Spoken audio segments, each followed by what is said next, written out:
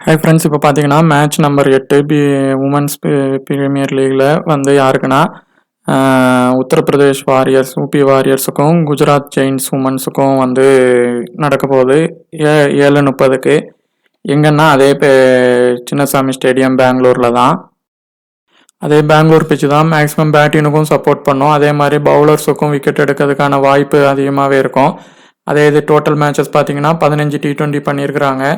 First play பண்ணவங்க 6 மேட்சும், second play பண்ணி சேஸ் பண்ணவங்க 9 மேட்சும் பண்ணியிருக்கிறாங்க.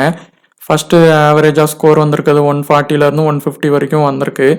பிலோ ஸ்கோர் பார்த்தீங்கன்னா 150க்கு கீழே வந்து 9 டைம்ஸும், 150 to 169 வந்து 4 டைம்ஸும், 170 to 189 ஒரு டைம்ஸும், லாஸ்ட்டாக நடந்த ஒரு மேட்ச் மட்டும்தான் 190 வரைக்கும் ஸ்கோர் பண்ணியிருந்தாங்க. ஆனால் அதை சேஸ் பண்ணி ஆர்சிபியால் முடியல. நம்ம ஏற்கனவே சொல்லியிருந்தோம். ஏன்னா இந்த டீம் இதில் வந்து அவங்க தான் ஜெயிக்கிறதுக்கான அதிக வாய்ப்பு இருந்தது டெல்லிக்கு. ஏன்னா அவங்க ஆல்ரவுண்டர் இது வந்து ஸ்ட்ராங்காக வச்சுருந்தாங்க. அதே மாதிரியான கண்டிஷனில் வந்து பண்ணுறப்போ அவங்க ஜெயிக்க தான் அதிக வாய்ப்பு இருந்துச்சு. அதே மாதிரி வின் பண்ணிட்டாங்க. இப்போ பார்த்தீங்கன்னா இந்த இதில் வந்து டோட்டல் விக்கெட்ஸ் வந்து ஸ்பின்னர்ஸ் வந்து 43, ஃபாஸ்ட் பவுலர்ஸ் வந்து 33 எடுத்துருக்குறாங்க. ஃபஸ்ட்டாக இன்னிங்ஸில் பவுல் பண்ண ஸ்பின்னர்ஸ் 25 விக்கெட்டும், செகண்டாக பண்ணவங்க வந்து 18 விக்கெட்டும் எடுத்திருக்கிறாங்க. அதே மாதிரி ஃபஸ்ட்டாக பவுல் பண்ணவங்க ஃபாஸ்ட் பவுலர்ஸ் வந்து 20 விக்கெட்டும், செகண்டாக பவுல் பண்ணவங்க 13 விக்கெட்டும் எடுத்திருக்கிறாங்க. இது வரைக்கும் ஹெட் டு ஹெட் மேட்ச் விளையாண்டதில் வந்து 2 மேட்ச் வந்து உத்தரப்பிரதேஷ் அண்டு குஜராத் ஜெயின்ஸ் விளையாண்டுருக்காங்க. இதில் ரெண்டுமே பார்த்தீங்கன்னா உத்தரப்பிரதேஷ் தான் ஜெயிச்சிருக்கிறாங்க. அதே மாதிரி நல்லா ஹையாக ஸ்கோர் பண்ணி தான் ஜெயிச்சிருக்கிறாங்க. அதே மாதிரி வென்யூவில் பார்த்தீங்கன்னா ஒரு மேட்ச் விளையாண்டுருக்கிறாங்க. அதுலேயும் வந்து உத்தரப்பிரதேஷ் தான் வந்து ஜெயிச்சிருக்கிறாங்க. இந்த லீக்ல வந்து 2 பேருமே லோவில் தான் இருக்கிறாங்க. ஆனால் பார்த்தீங்கன்னா record head to head record பார்த்தீங்கன்னா பிளேயிங் ரெக்கார்டும் டீமோட ஸ்ட்ரென்த்தும் பார்த்தீங்கன்னா உத்தரப்பிரதேஷுக்கு தான் அதிகமாக இருக்குது.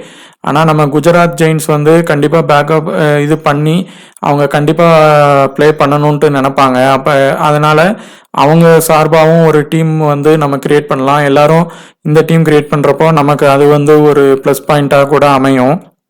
ரீசெண்டாக நடந்த மேட்ச் பார்த்தீங்கன்னா நேற்று நடந்த டிசிக்கும் ஆர்சிபிக்கும் நல்லாவே ப்ளே பண்ணியிருந்தாங்க.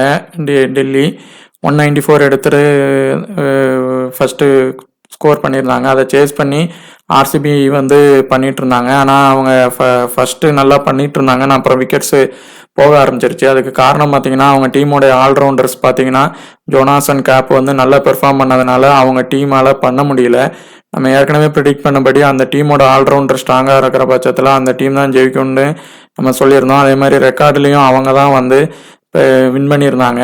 அதனால் அவங்க தான் ஜெயிக்க அதிகமான வாய்ப்புகள் இருந்ததுனால அவங்க ஜெயிச்சிட்டாங்க. அதே மாதிரி 28ஆம் தேதி வந்து பார்த்திங்கன்னா எம்ஐக்கும் யூபி அதே நம்ம இப்போ நடக்கிறவங்களுக்கும் தான் நடந்தது. யூபி வந்து பார்த்திங்கன்னா சேஸ் பண்ணிட்டாங்க. ஹாரிஸ் வந்து பார்த்திங்கன்னா பேட்டிங் பவுலிங் வந்து பெர்ஃபார்மன்ஸ் பண்ணி அந்த இதில் கேப்டன்ஷிப்பும் வந்திருந்தாங்க. இந்த மேட்ச்சில் பார்த்திங்கன்னா அவங்க கேப்டன்ஷிப்பை வந்து வருவாங்களாங்கிறத வந்து பார்த்து தான் இது பண்ணணும். ஏன்னா அவங்க வந்து ஏற்கனவே பண்ணிட்டாங்க.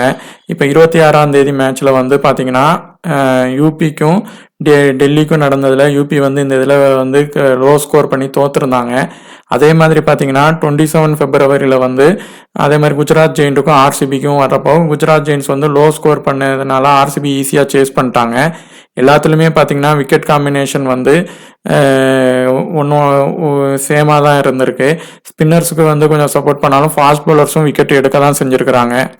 இப்போ குஜராத் டீமில் வந்து பாசிபிள் 11 பார்ப்போம். HDL, மோனி, லிட்ச்ஃபீல்டு, கிருஷ்ணமூர்த்தி, அதுக்கப்புறம் வந்து ஹேமலதா, கார்ட்னர், பிரைஸ், ராணா, அப்புறம் பார்த்தீங்கன்னா கன்வீன்ட், எம் சிங், தாக்கூர். இவங்க வந்து பார்த்தீங்கன்னா இவங்க டீம் வந்து பெர்ஃபார்மன்ஸ் வந்து கொஞ்சம் கம்மியாக தான் பண்ணிகிட்ருக்குறாங்க. ஓப்பனர் வந்து நம்ம டேல் வந்து அவங்க நல்லா விளையாண்டுட்ருக்குறாங்க. ஆனாலும் இந்த டீமில் வந்து மேக்ஸிமம் பார்த்தீங்கன்னா இன்றைக்கி லைனப்பில் வந்து கண்டிப்பாக சேஞ்ச் பண்ணுவாங்க. இல்லைனா இவங்களால திரும்ப சில பிளேயர்ஸ் வந்து நல்லா பெர்ஃபார்ம் பண்ணாதனால பண்ணுவாங்க. HDL மட்டும்தான் பார்த்தீங்கன்னா உங்களுக்கு 28, 8, 19ன்ட்டு அவங்களோட ரீசன்ட் ஃபார்ம் நல்லா இருக்குது. மோனி வந்தும் அதே மாதிரி 2 மேட்ச் நல்லா விளையாடாத காரணத்தினால இந்த மேட்ச்சில் அவங்க வந்து பெர்ஃபார்ம் பண்ணதுக்கு அதிகமான வாய்ப்பு இருக்குது. லிட்ச்ஃபீல்டு வந்து அவங்களுடைய ரீசன்ட் ஃபார்மே சரியில்லை. அதே மாதிரி T20 மேட்ச் வந்து அவங்களுடைய விளையாட்டு வந்து கொஞ்சம் கம்மியாகவே தான் பண்ணிகிட்ருக்குறாங்க. அதனால் கூட அவங்கள வந்து இந்த மேட்ச்லேருந்து ரிமூவ் பண்ணி அதுக்கான வாய்ப்புகள் இருக்குது. இல்லைனா கூட நம்ம டீமில் அவங்கள எடுக்காமல் வேற ஒருத்தர் எடுக்கலாம். கிருஷ்ணமூர்த்தி பார்த்தீங்கன்னா பேட்டிங் ப்ளஸ் பவுலிங் பண்ணுற அவங்க சப்போஸ் லோ பிக்கில் இருந்து அவங்க பவுலிங் பண்ணி விக்கெட் எடுத்தாங்கன்னா உள்ளே வர்றதுக்கான வாய்ப்புகள் இருக்குது. அதே மாதிரி ஹேமலதாங்கிறவங்க வந்து அதே மாதிரி பேட்டிங் கொஞ்சம் நல்லா பண்ணுறவங்க தான். கார்டனர் வந்து பவுலிங் வந்து அவங்க வந்து ஆஃப் ஸ்பின்னருங்கிறதுனால இங்கே வந்து லெஃப்ட் ஹேண்ட் பேட்ஸ்மேன் நிறைய இருந்தால் தான் அவங்களால விக்கெட் அதிகமாக எடுக்க முடியும்.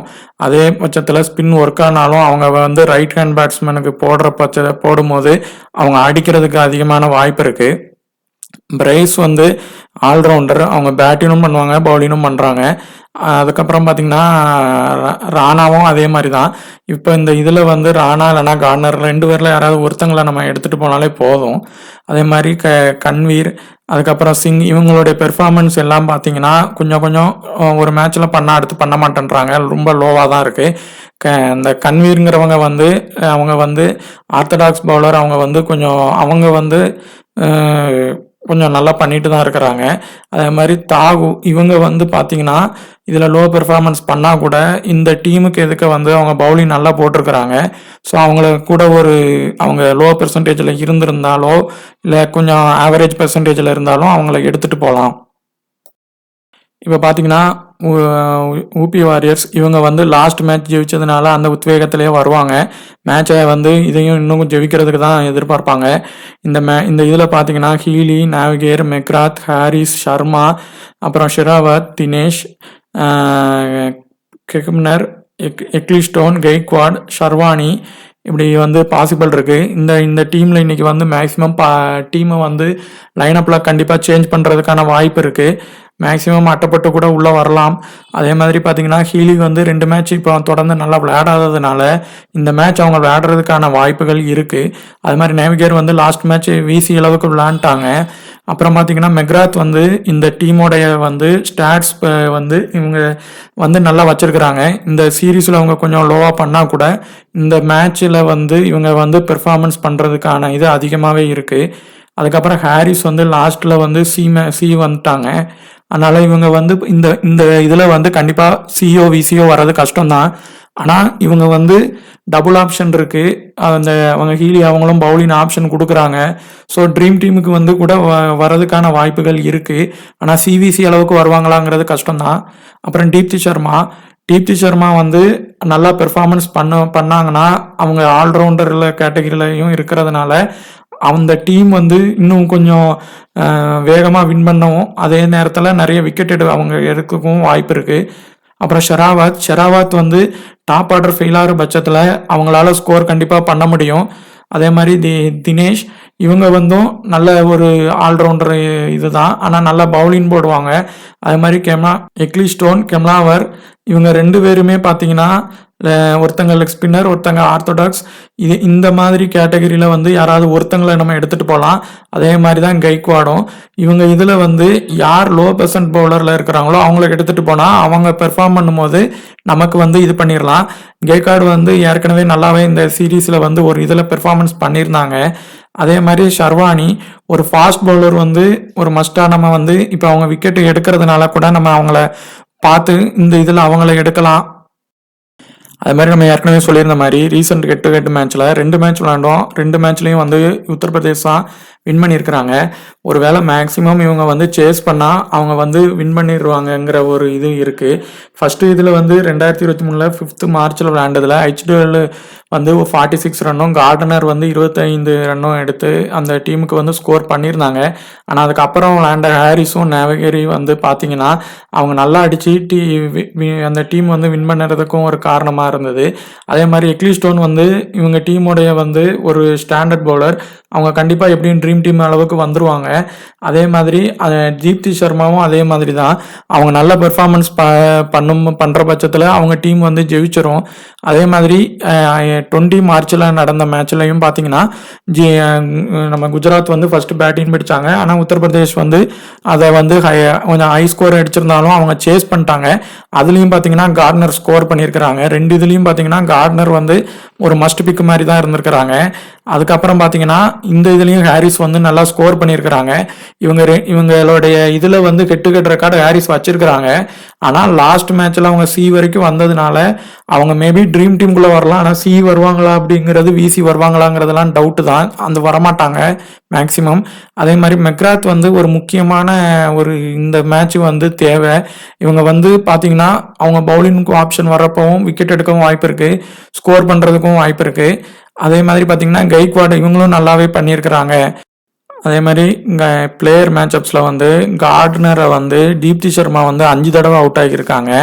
அதே மாதிரி லாராவை வந்து தீப்தி சர்மா 3 டைம் வந்து கம்மியான ரன்லேயே அவுட் ஆகியிருக்கிறாங்க. எக்லிஸ்டோன் வந்து அதே லாரா வந்து 2 டைம் அவுட் ஆகியிருக்கிறாங்க. அப்புறம் ஸ்னேகா ராணாவை வந்து நம்ம வந்து எக்லிஸ்டோன் வந்து அவுட் ஆகியிருக்கிறாங்க. அதனால் இவங்க டீமில் வந்து இவங்க 2 பேருமே ஒரு மஸ்ட் பிக்கு பவுலர்ஸ் மாதிரி தான் வந்து வருது. லாஸ்ட் மேட்ச்லேயும் நல்லா பெர்ஃபார்மன்ஸ் பண்ணியிருந்தாங்க. அப்புறம் பெத்மோனியை வந்து கெய்க்வாட் வந்து 2 டைமும், மெக்ராத் வந்து 2 டைமும், தீப்தி சர்மா வந்து 2 டைமும் அவுட் ஆகியிருக்கிறாங்க. ஸோ தீப்தி சர்மா வந்து இந்த மேட்ச்சில் வந்து ஒரு மஸ்ட் பிக் மாதிரி தான் வந்து வருவாங்க. அதே மாதிரி ஹீலியை பார்த்தீங்கன்னா தாகு வந்து 6 டைம் அவுட் ஆகியிருக்கிறாங்க. சப்போஸ் தாகு வந்து மேட்ச்சில் விளையாண்டா நம்ம ஹீலியை வந்து அதாவது டீமில் எடுக்கலாம். ஆனால் சிவிசி அளவுக்குலாம் கொடுத்துக்க வேண்டாம், ஏன்னா அவங்க அவுட் ஆக்கிறதுக்கான அதிக வாய்ப்பு இருக்குது. அதே மாதிரி டேனி வேட்டும் அட்டப்பட்டுவும் உள்ளே வராங்கன்னா அவங்க கண்டிப்பாக அந்த 2 பேரில் ஒருத்தங்க வந்து கண்டிப்பாக அதிகமாகவே பெர்ஃபார்மன்ஸ் பண்ணுவாங்க. அதுலேயும் அந்த அட்டப்பட்டு வந்து ஃபஸ்ட்டு பவுலிங் போட்டு பேட்டிங் பண்ணாங்கன்னா உறுதியாக கண்டிப்பாக அவங்க ஹையாகவே பெர்ஃபார்மன்ஸ் பண்ணுவாங்க. லாஸ்ட் மேட்ச்சில் கூட இந்த ஜொனாசனுக்கு வந்து நல்ல ஸ்டாட்ஸ் வச்சுருந்தாங்க. அவங்க அந்த மேட்ச்சில் ஃபஸ்ட்டு வந்து அவங்க வந்து பார்த்தீங்கன்னா பேட்டிங்லேயும் ஸ்கோர் பண்ணியிருந்தாங்க, பவுலிங்லேயும் ஸ்கோர் பண்ணியிருந்தாங்க.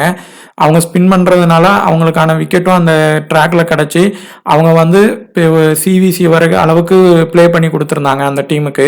அதே மாதிரி கூட இவங்க 2 பேரும் பண்ணலாம், 2 பேரில் யார் ஒருத்தங்க வந்தாலும்.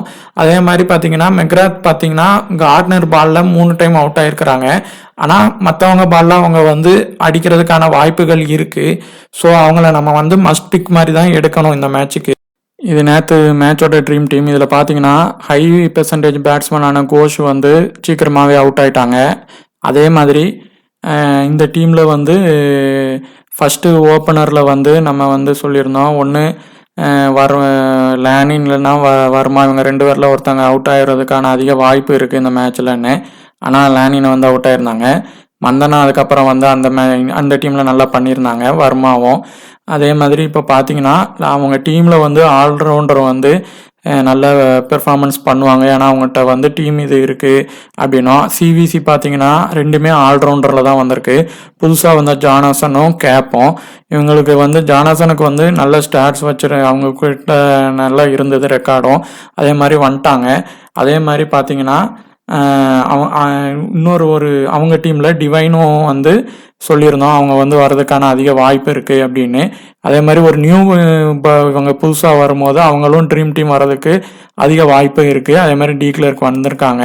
அதே மாதிரி இன்றைக்கி உள்ள மேட்ச்லையும் வந்து ட்ரை பண்ணி பாருங்கள். புதுசாக ஒருத்தங்க உள்ளே வராங்கன்னா அவங்களுக்கு சான்ஸ் எப்படிலாம் கிடைக்கும்னு பார்த்து அவங்கள கூட சிவிசி கொடுத்தா நம்மளுக்கு லக் இருக்கிற நேரத்தில் அது வந்து கரெக்டாக நமக்கு கிடைக்கும் பாயிண்ட்ஸ்.